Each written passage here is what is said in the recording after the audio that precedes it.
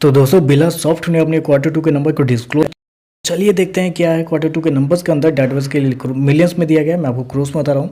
लेकिन उससे पहले बता दूँ कंपनी को उससे डिविडेंड की भी अनाउंसमेंट की गई है। ₹2.5 प्रति शेयर के हिसाब से कंपनी आपको डिविडेंड देने जा रही है। चलिए कंपनी के नंबर देख लेते हैं। तो देखिए पिछले क्वार्टर में कंपनी ने 1327 करोड़ के आसपास का रेवेन्यू जनरेट किया था ऑपरेशन के थ्रू।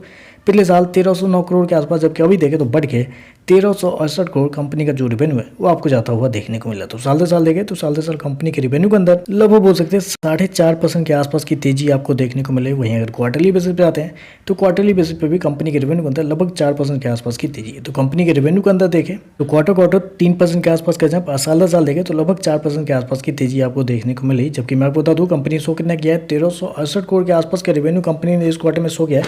जबकि मार्केट का अनुमान था कि इस क्वार्टर में कंपनी का जो रेवेन्यू हुआ वो होगा लगभग 1357 करोड़ के आसपास। तो यहाँ पे देखें तो मार्केट के अनुमान से कंपनी का रेवेन्यू थोड़ा सा बेहतर आपको देखने को मिल रहा है। खर्चे की बात कर लेते हैं, क्योंकि खर्चा ही मेन है। आईटी सेक्टर की जितने भी कंपनी है उनके खर्चे ही इस क्वार्टर में सबसे मेन है।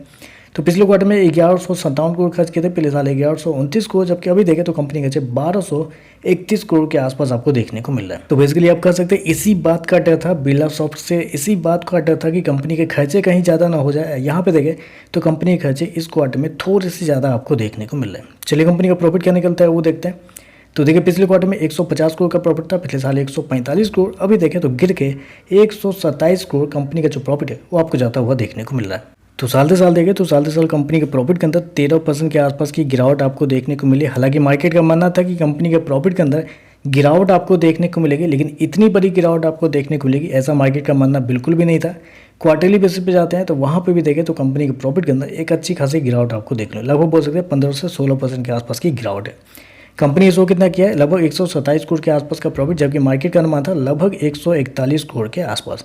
तो यहाँ पे देखें तो मार्केट के अनुमान से कंपनी का जो प्रॉफिट है वो आपको कम होता हुआ देखने को मिल रहा है। ईपीएस की बात कर लेते हैं।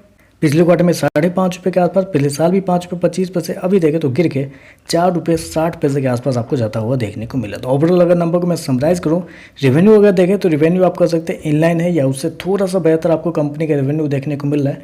लेकिन जब प्रॉफिट के अंदर जाते हैं तो जितना मार्केट का अनुमान था कंपनी के प्रॉफिट को लेकर, उससे थोड़े से कमजोर कंपनी की जो प्रॉफिट है वो आपको देखने को मिल रहा है। तो चलिए बस आज के लिए बस इतना ही। वीडियो पसंद आया तो लाइक कीजिएगा, साथ में साथ चैनल को सब्सक्राइब जरूर कीजिएगा। धन्यवाद।